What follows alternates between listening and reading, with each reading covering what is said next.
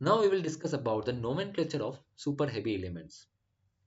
For example, if someone says what will be the name of the element whose molecular weight, whose atomic weight or atomic number, whose atomic number will be 200, or whose atomic number will be 600 or 500, what will be the name?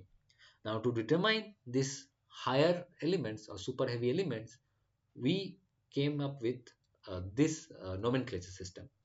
According to this, so if you see this one, 200, atomic number is 200. So first we will separate it later by later. First we have 2, then we have 0, then we have 0. So there is coding, nomenclature for each and every number.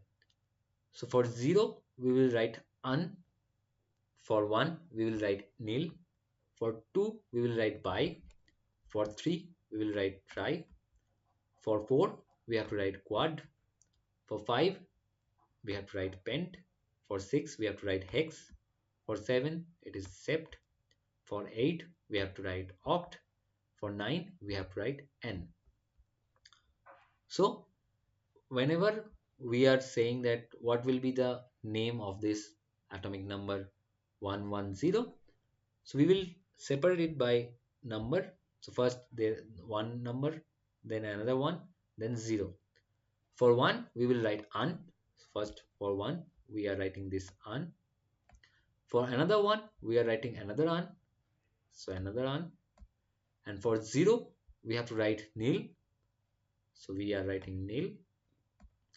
And at the last you have to use yum, IUM or UM.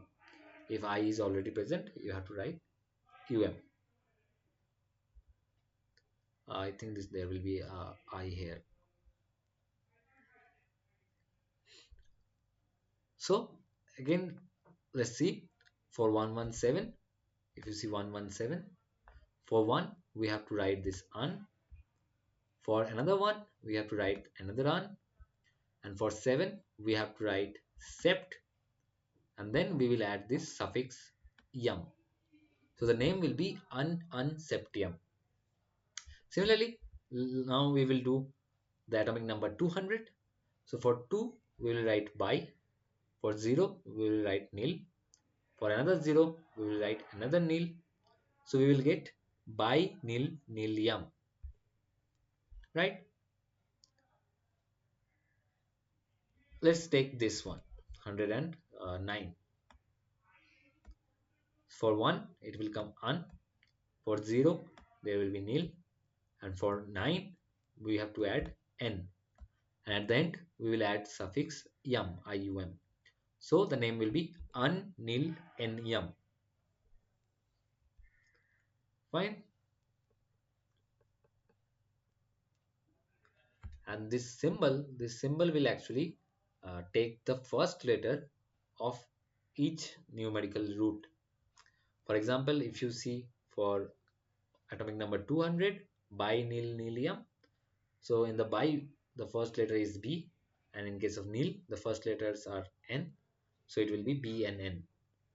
Similarly, in case of 109 nil enium, it will be U N E, the first letters of these roots or codes.